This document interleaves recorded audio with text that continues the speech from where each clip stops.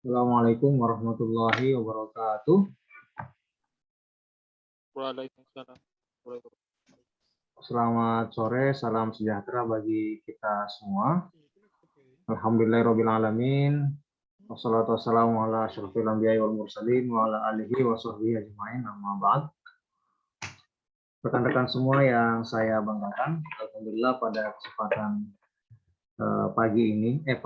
sore ya,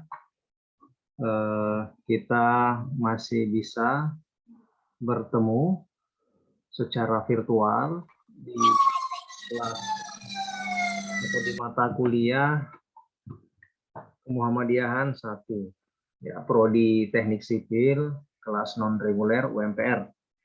Dan alhamdulillah kita sudah memasuki pertemuan ke-9 ya teman-teman semua, yang mana nanti kita akan sama-sama membahas kelanjutan dari tema sebelum UTS kemarin ya. Nah, jadi nanti kita akan bahas tema besarnya adalah iman dan pengaruhnya dalam Islam, yaitu tema besarnya.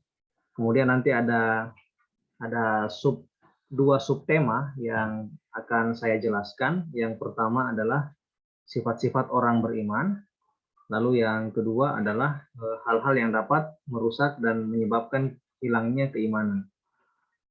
Rekan-rekan semua, saya tidak bosan-bosannya menyampaikan bahwa dalam kajian yang saya sampaikan selama ini ya di setiap pertemuan itu adalah tema-tema yang sesuai dengan pemahaman atau keyakinan yang dimiliki oleh Islam ya.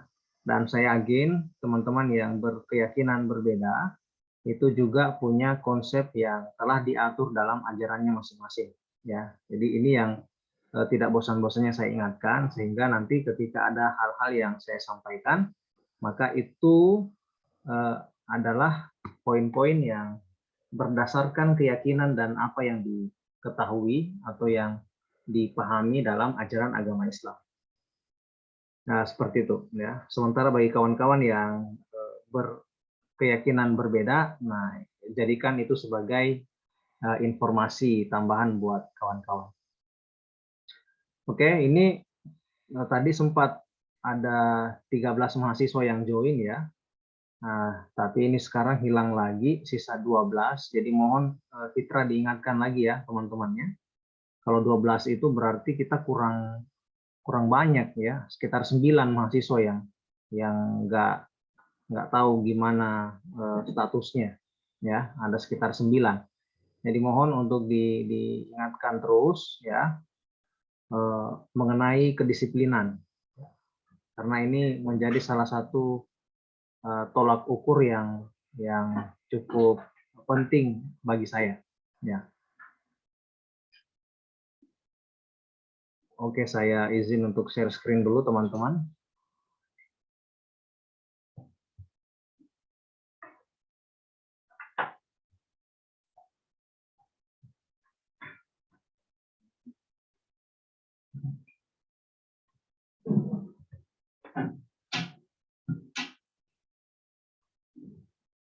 Ya, gimana layar yang saya bagikan sudah kelihatan ya? Kelihatan, Pak. Oke, baik. Jadi ini teman-teman yang akan kita bahas pada kesempatan sore ini, iman dan pengaruhnya dalam Islam, ya, bagian kedua.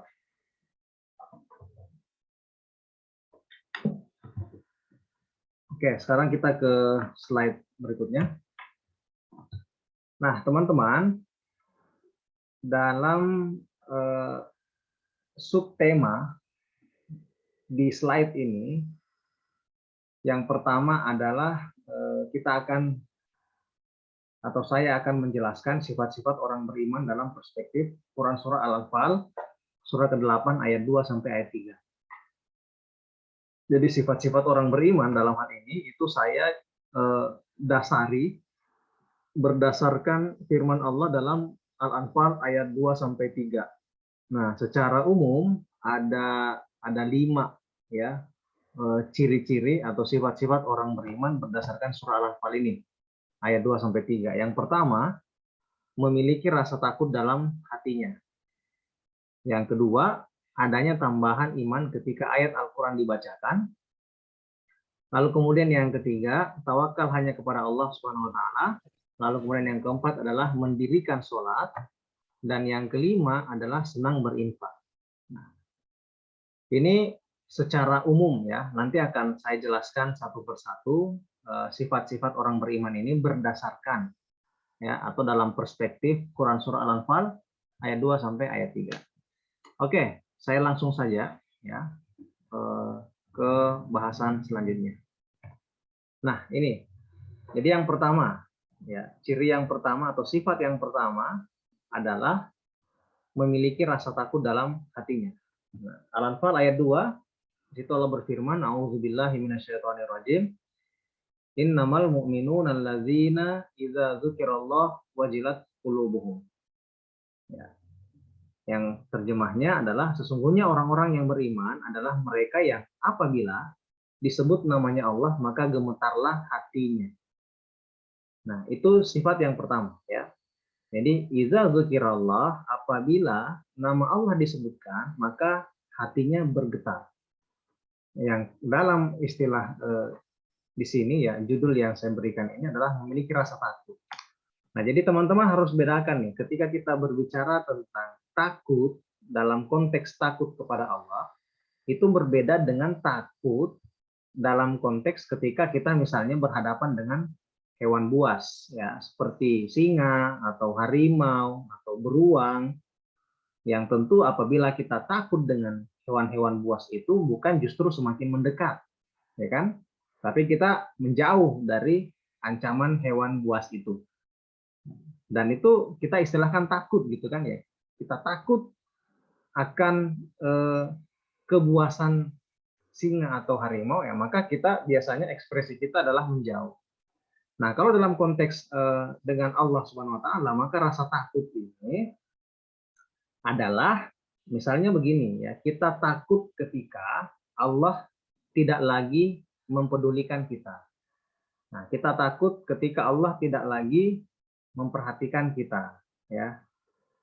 Kita takut ya, kita takut apabila Allah tidak lagi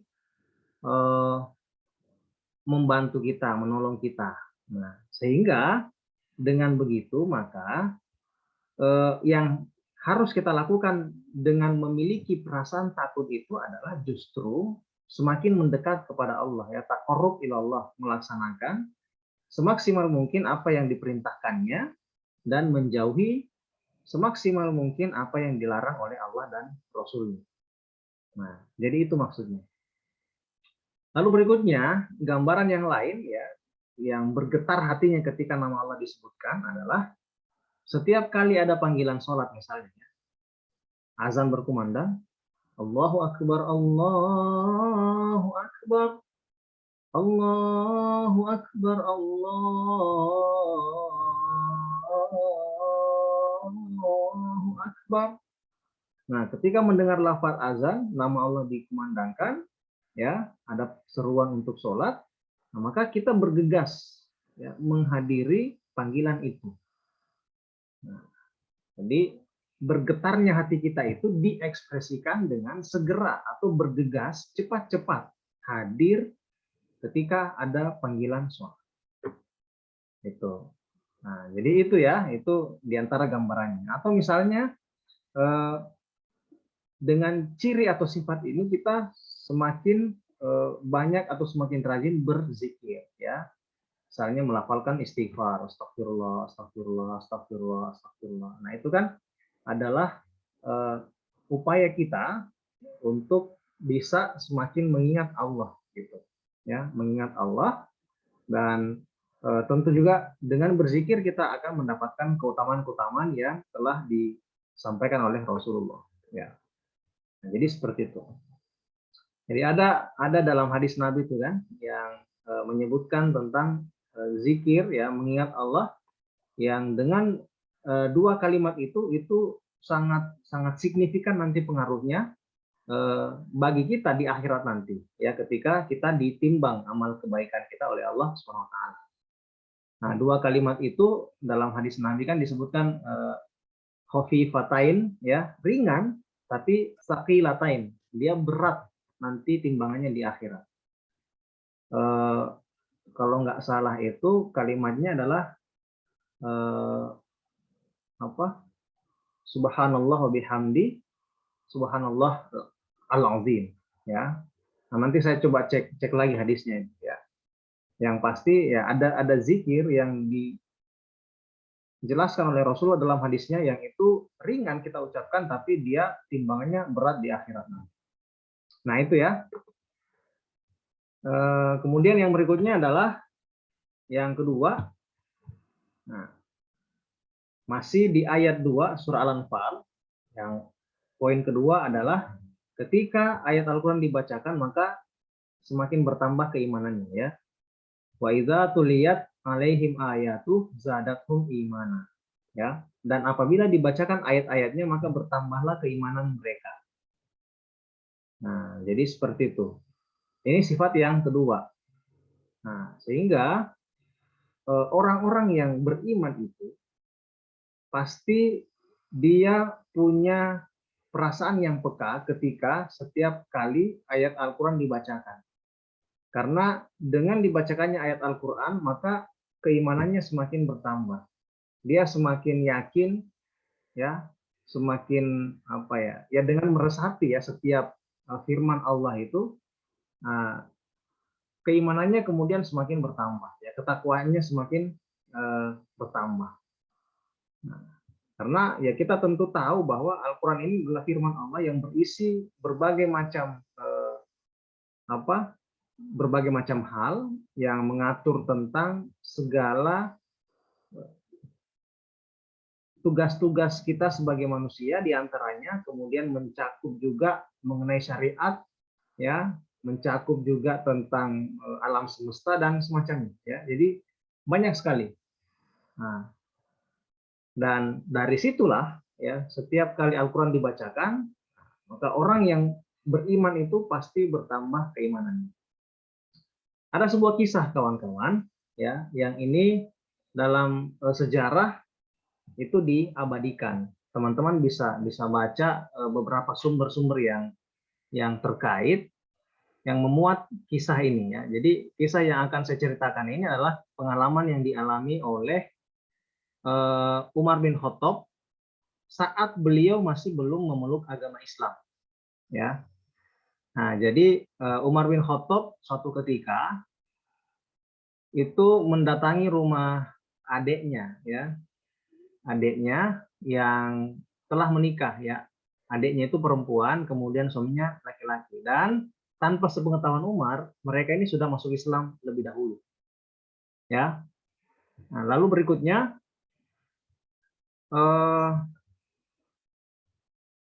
ketika Umar hendak masuk ke rumah adik dan iparnya itu, ya, sayup-sayup terdengar dari dalam rumah ada yang membaca Al-Quran, ya. Yang talent dan tabukan adalah adik dan iparnya itu.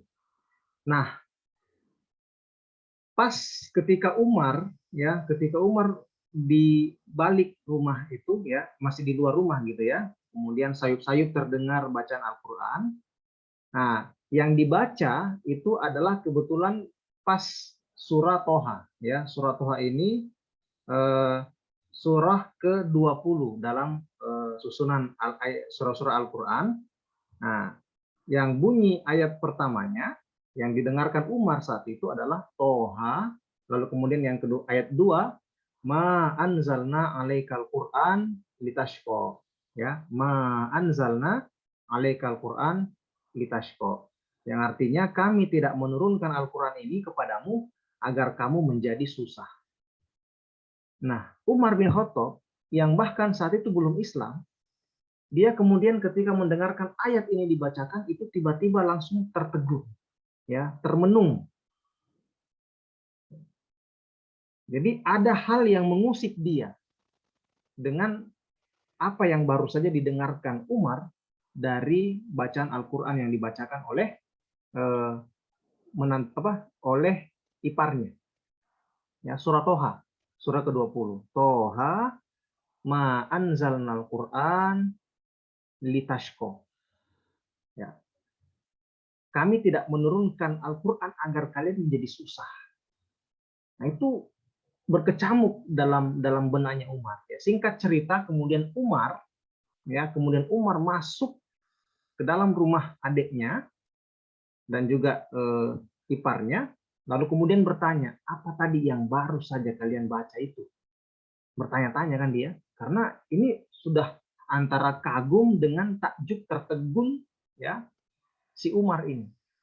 Lalu kemudian dijawab, lalu kemudian ya sempat ya, jadi ada dalam sejarah itu, dalam peristiwa itu disebutkan bahwa Umar bahkan sampai memukul iparnya sampai iparnya terjatuh, terjerembab, lalu terluka ya. Nah, lalu kemudian disampaikan gitu ya bahwa Umar pokoknya minta gitu kan, apa sih yang kamu baca tadi? Nah, lalu apa kata adiknya dan juga iparnya itu bahwa kamu tidak bisa menyentuh ini karena hanya orang-orang suci yang dapat menyentuhnya. Ya. Jadi maksudnya mushaf Al-Qur'an Al-Qur'an saat itu. Lalu singkat cerita Umar menyampaikan kepada mereka bahwa lantas bagaimana cara saya agar dapat menyentuh itu. Nah, disitulah awal mula ya cikal bakal Umar kemudian memeluk agama Islam. Nah, karena tadi ya dia mendengarkan Al-Qur'an, bermula dari mendengarkan Al-Qur'an. Nah, teman-teman semua, apa hikmah atau poin dari kisah yang saya sampaikan ini bahwa Umar saja yang belum memeluk Islam, itu lalu kemudian dia sampai tertegun ya mendengarkan ayat Al-Qur'an yang lantas membuat dia penasaran, nah, sampai itu yang menjadi awal dari masuk Islamnya Umar bin Khattab. Nah, apalagi kita nih yang ini khususnya teman-teman yang sudah beragama Islam, yang tiap hari membaca Al-Qur'an, insya Allah seperti itu. Nah, diharapkan ketika dalam membaca Al-Qur'an itu menemukan cahaya yang dengannya keimanannya semakin bertambah. Nah, seperti itu.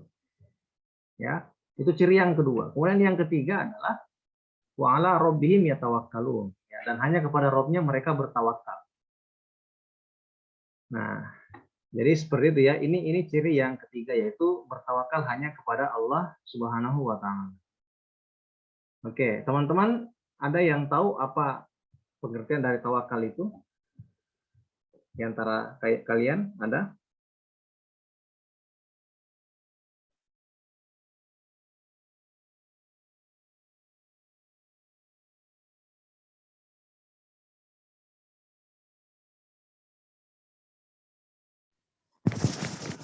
Berserah diri, Pak. Ya, oke deh. Betul ya. Jadi kita menyerahkan segala urusan hanya kepada Allah. Itu tawakal. Nah, namun ada poin penting dalam konsep tawakal ini, bahwa kita tidak diperkenankan untuk langsung tawakal ya, tapi ada ikhtiar yang harus dilakukan. Ikhtiar itu adalah usaha. Ya, jadi sebelum bertawakal kita harus ikhtiar dulu. Nah, ini ada sebuah kisah ini yang terjadi di zaman Rasul atau di zaman sahabat. Nah, saya kurang tahu persis pasnya, saya agak lupa. Nah, tapi ceritanya begini ya, ada seseorang yang setelah mengendarai hewan tunggangannya, lalu kemudian hewan tunggangannya itu mau diparkir lah begitu ya. Nah, jadi entah itu kuda atau keledai ya. Lalu kemudian yang punya hewan tunggangan itu ketika turun mau memarkir dalam tanda petik ya hewan tunggangannya, itu tidak diapa-apain, ditaruh aja begitu saja. Nah, lalu dihampirilah oleh sahabat Nabi, ditanya, kenapa engkau seperti itu? Ya, jawabannya katanya, ya saya bertawakal kepada Allah, ya saya serahkan ini urusan kepada Allah. Kalau hilang ya hilang gitu. Nah, lalu kemudian diluruskan oleh sahabat Nabi itu bahwa tawakal itu tidak seperti ini. Tawakal itu adalah kamu ikat dulu hewan tunggangan kamu ini, Lalu kemudian engkau tawakal kepada Allah setelahnya, ya. Artinya kalaupun misalnya skenario terburuk terjadi, misalnya hewan tunggangannya hilang, nah maka ya diserahkan urusannya kepada Allah. Tentu ya dalam konteks kita itu juga perlu diiringi dengan ikhtiar yang lain, ya. Nah, tapi yang paling pertama adalah tadi poinnya adalah ikhtiar dulu baru tawakal. Tidak boleh seperti yang tadi ya cerita yang saya sampaikan barusan. Nah, jadi misalnya begini, kalau kita kontekstualisasikan di zaman sekarang, teman-teman misalnya punya motor, ya, lalu ketika mau diparkir, nah maka kalau bisa, ya bukan kalau bisa sih, ya, ini sebetulnya anjuran dalam agama kita bahwa dikunci stang dulu, ya, dikunci ganda, ya, kalau bisa motornya itu dirantai seluruhnya, ya, kalau bisa ya, tapi kalau misalnya tidak ya, ya dimaksimalkan lah ya kunci stang begitu. Atau kalau ada gembok ya digembok di apa di velgnya atau di cakramnya begitu. Nah, itu kan adalah ikhtiar yang maksimal. Nah, jadi kalaupun misalnya kenapa-kenapa ya maka kita bertawakal kepada Allah ya. Kalau hilang, nah kita bisa mengupayakan, kita bisa melapor polisi atau seperti apa. Itu juga bagian dari ikhtiar kita selanjutnya. Nah, itu poinnya ya, teman-teman. Kemudian yang namanya tawakal itu ya hanya kepada Allah Subhanahu wa taala. Gitu. Seperti itu ya. Itu yang ketiga. Kemudian yang keempat adalah ya, ayat 3 ya dalam Al-Anfal yaitu mendirikan sholat. Alladzina yuqimunas sholat, yaitu orang-orang yang mendirikan sholat. Nah, teman-teman semua, kalau teman-teman mengingat kajian-kajian kita yang lalu-lalu, misalnya ya di pertemuan keberapa itu pastinya saya kurang ingat, tapi ketika kita membahas tentang ciri-ciri orang yang beruntung menurut Al-Quran, nah di situ saya mengutip firman Allah dalam Quran surah Al-Mu'minun ya ayat 1 sampai ayat 11. Nah, di ayat pertama kan disebutkan ya qad aflahal mu'minun, sungguh beruntunglah orang-orang mukmin. Nah, kemudian ayat kedua disebutkan alladzina hum fi sholatihim khasyi'un, yaitu orang-orang yang dalam sholatnya khusyuk. Nah, kemudian di ayat apa di kelanjutan ayat berikutnya, kalau nggak salah di ayat 7 atau di ayat 8 kan ada lagi disinggung tentang sholat di situ. Ya, walladzina hum ala sholawatihim yuhafizun, dan orang-orang yang terhadap sholatnya dia jaga betul. Nah, di situ kan sampai 2 kali disebutkan tentang sholat. Nah, ini sifat-sifat orang beriman juga menyinggung tentang sholat.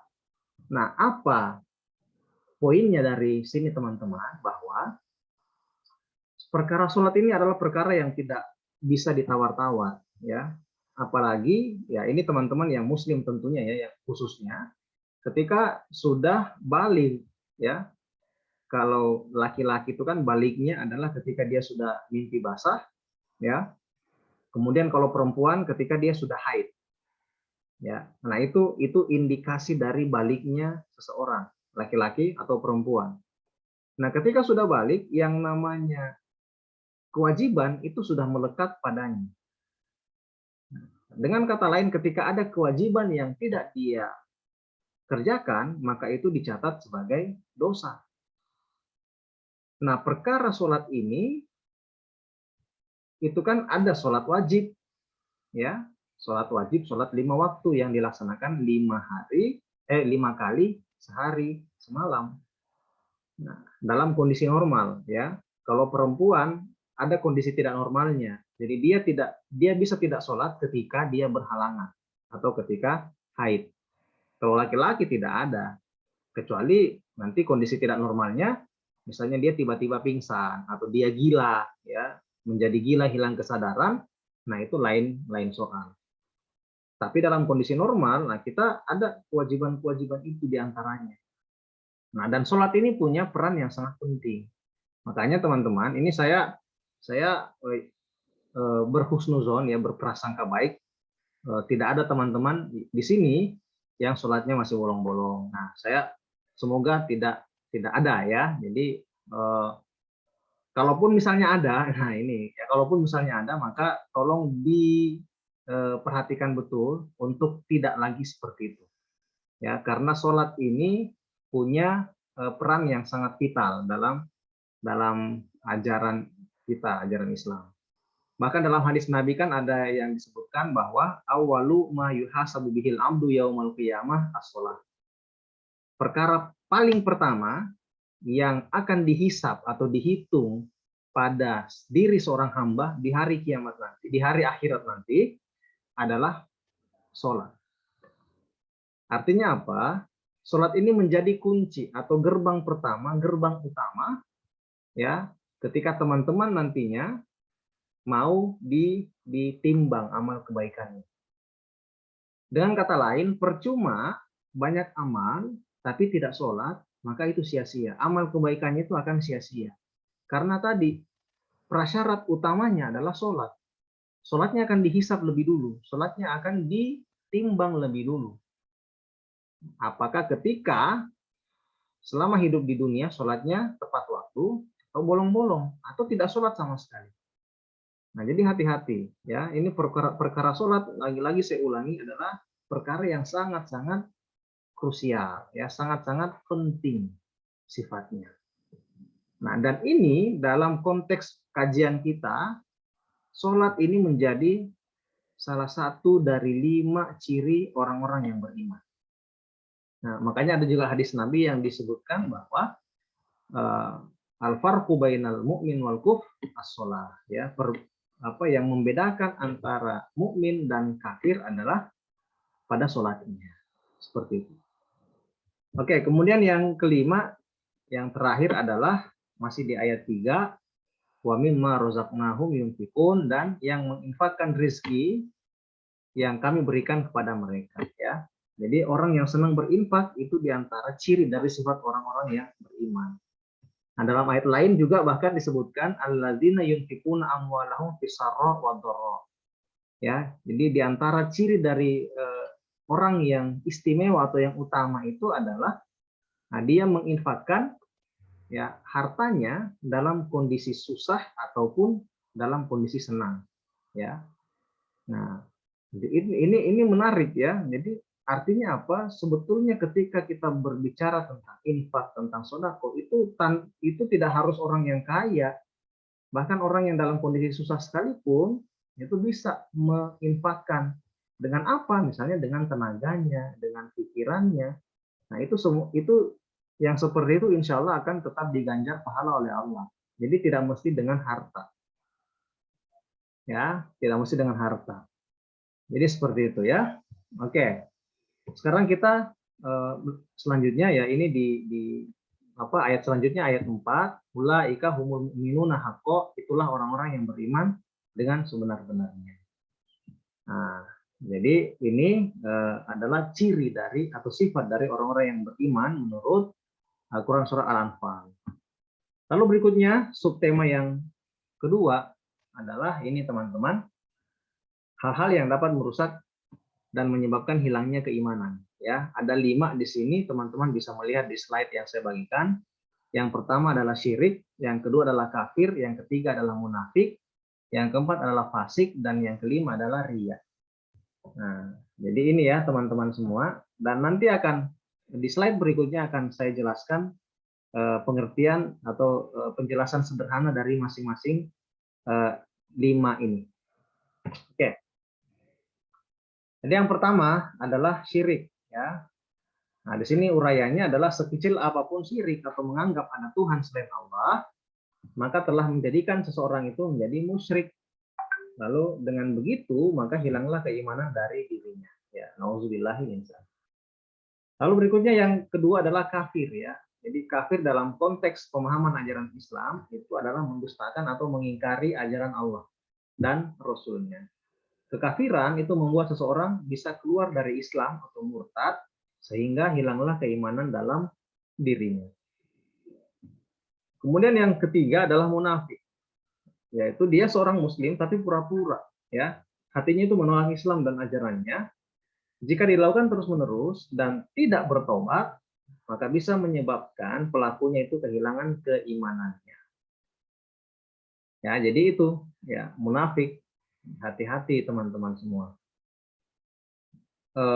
ada banyak sekali penjelasan tentang munafik ini, bahkan di awal-awal surah Al-Baqarah itu dijelaskan panjang lebar tentang ciri orang munafik. Jadi kalau kita lihat strukturnya Al-Baqarah itu di awal-awal itu kan yang pertama menjelaskan tentang sifat orang-orang yang muttaqin, yang bertakwa, ya. Alif lam mim dzalikal kitabul la raiba fihi hudal lil muttaqin, ya. Kitab ini Al-Qur'an, ya, la raiba fihi, tidak ada keraguan di dalamnya, hudan, petunjuk, lil muttaqin, bagi orang-orang yang bertakwa. Nah, ayat ketiganya menjelaskan tentang ciri-ciri orang yang bertakwa. Alladzina yu'minuna bil ghaib wa yuqimuna shalah, dan seterusnya. Itu sampai ayat kelima kalau nggak salah, ya. Kemudian masuk ayat ke-6 itu menjelaskan tentang ciri orang kafir, ya. Innalladzina kafaru sawa'un 'alaihim anzartahum am lam tunzirhum la yu'minun. Khatamallahu 'ala qulubihim wa 'ala sam'ihim wa 'ala absarihim ghishawatu wa lahum 'adzabun 'adzim. Cuman 2 ayat aja, ya, cuman 2 ayat aja yang menjelaskan tentang orang kafir. Nah, di ayat berikutnya, nah itu panjang itu, ya, beberapa ayat itu mengurai, mengupas tentang ciri orang munafik. Ya, jadi orang munafik ini dia Islam. Nah, tapi ya kalau kita lihat di penjelasan ayat, di terjemah ayatnya itu, jadi kan disebutkan, ya, di antara ciri pertama orang munafik itu adalah wa minan nas may yaqulu amanna billah wa bil yaumil akhir wa ma hum bimumin. Dan ada di antara manusia may yaqulu amanna billah, dia mengatakan saya beriman kepada Allah dan juga beriman kepada hari akhir, wa ma hum bimumin, tapi kata Allah mereka tidak beriman, ya. Yukhadi'unallah walladzina amanu, mereka menipu Allah dan orang-orang beriman. Wa ma yakhda'una illa anfusahum wa ma yash'urun, ya. Mereka menipu Allah dan orang-orang beriman, tapi sungguh mereka itu tidak pernah bisa menipu Allah, ya. Wa ma yakhda'una illa anfusahum, kecuali mereka itu sejatinya menipu diri sendiri. Wa ma hum yash'urun, dan mereka tidak menyadari akan hal itu. Nah, dan seterusnya, masih lanjutan ayat itu masih tentang ciri-ciri orang munafik. Nah, jadi hati-hati. Kemudian kalau kita kaitkan lagi dengan hadis Nabi yang menginformasikan kita tentang ciri orang munafik, ya. Jadi ada hadis Nabi yang berbunyi, ayatul munafik salasah, idza haddatsa kadzdzaba wa idza wa'ada akhlafa wa idza tumina khana. Jadi ciri yang pertama adalah apabila dia berkata, ia dusta. Apabila ia berjanji, dia ingkar janji, dan apabila ia dipercaya, dia khianat. Nah, itu 3 ciri orang munafik, ya. Nah, jadi hati-hati tuh, ya, hati-hati. Nah, karena dalam penjelasan ini, jika terus-terus misalnya ada orang yang suka sekali bohong dan itu bahkan sudah menjadi kebiasaannya, nah, maka dan kemudian dia tidak bertobat, maka itu bisa menyebabkan keimanannya itu hilang dari dirinya. Maka hati-hati dengan sifat ini. Berikutnya yang keempat adalah fasik, yaitu mengetahui perintah dan larangan Allah tapi tidak menurutinya atau tidak mempedulikannya. Sifat ini juga dapat merusak keimanan dan melemahkan keimanan seseorang, ya. Jadi dia tahu bahwa misalnya mencuri itu nggak boleh, zina itu nggak boleh, tapi tetap dilaksanakan. Nah, itu orang fasik. Jadi hati-hati, itu bisa juga merusak dan melemahkan keimanan seseorang. Bahkan ada sebuah quote yang pernah yang baru saja saya baca, ya, beberapa hari yang lalu, dan itu saya kemudian repost menjadi postingan di Instagram saya. Saya kutip dari bukunya Imam Ibnu Qayyim Al-Jauziyah yang berjudul Raudhatul Muhibbin, ya. Nah, di situ dalam quote itu menerangkan tentang orang yang terjerat maksiat, ya. Nah, jadi dalam Raudhatul Muhibbin, dalam kitab itu Imam Ibnu Qayyim mengatakan bahwa ada saat di mana ketika orang yang gemar berbuat maksiat itu tidak akan lagi merasakan nikmatnya maksiat itu. Akan tetapi bahkan ketika dia tidak lagi merasakan kenikmatan dalam maksiat itu, ya, dia juga sulit melepaskan diri dari perbuatan maksiatnya. Nah, ini betul-betul nasihat yang sangat dalam, ya. Jadi anggaplah misalnya gini, ya. Saya berikan contoh aja biar real, biar kalian mudah paham. Anggaplah misalnya ada seseorang ya, entah itu laki-laki entah itu perempuan, dia tuh gemar zina, ya. Dia gemar berzina. Nanti jadi gonta-ganti pasangan gitu kan, jajan kiri kanan ya, dengan siapa saja tanpa ikatan pernikahan ya, pokoknya bahkan mungkin dia kalau sudah menikah dia selingkuh segala macam, ya kan zina juga itu ya namanya, karena tidak dengan istri sah atau dengan pasangan yang sah. Dia mungkin udah banyak sekali gitu kan, dia sudah sering sekali berbuat itu. Nah, ada saat di mana dia tidak akan merasakan nikmat lagi. Nah, tapi bahkan ketika dia tidak merasakan kenikmatan itu, ya berbuat maksiat itu, tapi dia juga sulit sekali melepaskan diri daripadanya. Nah, ini hati-hati. Bisa jadi ini ciri dari orang yang sudah tidak dipedulikan oleh Allah. Ya, kalau orang yang sudah tidak dipedulikan oleh Allah itu mau bikin maksiat apa saja, bikin dosa apa aja itu dia dibiarin aja. Ya, tapi nanti tunggu saatnya, ya, ketika misalnya justru ketika dia sedang bermaksiat, dia dipanggil oleh Allah, ya, dimatikan oleh Allah, nah selesai itu. Ya, nauzubillah, mungkin dia termasuk dalam kategori orang yang suul khotimah, orang yang berakhir dengan buruk, dengan jelek. Nah, jadi hati-hati nih teman-teman semua ya, istilah fasik ini, karena bisa merusak dan melemahkan keimanan seseorang. Lalu yang kelima adalah riya, takabur atau berbuat dosa. Ya, perbuatan-perbuatan demikian itu dapat menurunkan keimanan seseorang, merusak bahkan menghilangkan keimanan. Ya, karena riya ini juga kan, ya, dia termasuk akhlak tercela ya. Jadi riya itu dia melakukan sebuah kebaikan, tapi diniatkan bukan karena ingin mendapatkan ridho Allah, ya. Tapi diniatkan misalnya kalau dia rajin sholat, nah dia mau dibilang sebagai orang yang alim. Atau kalau misalnya dia ngaji, gitu kan, sengaja dibagus-baguskan suaranya di hadapan orang, nah bukan karena ingin mendapatkan pahala dari Allah, tapi mau dikatakan, oh dia bagus sekali suaranya, ya. Dia qori ya, atau qori'ah.